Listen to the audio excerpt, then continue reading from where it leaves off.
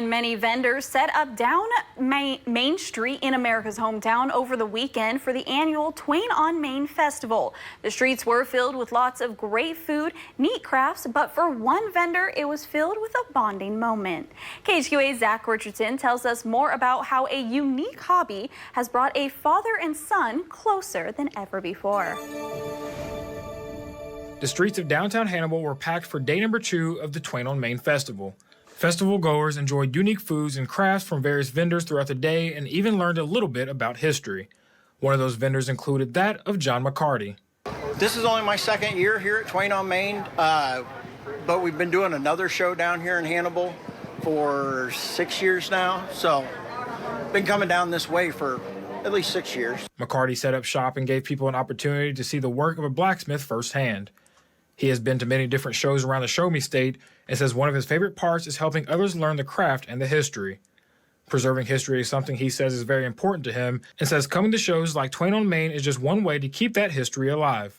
One of the famous quotes that I remember was, those who don't know history are doomed to repeat it. And so, but even this is an art. I don't want to see it be a lost art. But McCarty says this craft has even bigger meaning in his life.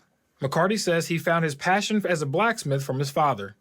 Once I got old enough to appreciate who my dad was and not just fight with my dad all the time, as a teenager, I like to do my own thing. But as I got older, him and I got a lot closer, and learning a craft like this from your dad and having that opportunity, it is a unique opportunity. McCarty says he doesn't have many opportunities to do these types of shows with his father, so he says the decision to come to Twain on Main was quite easy.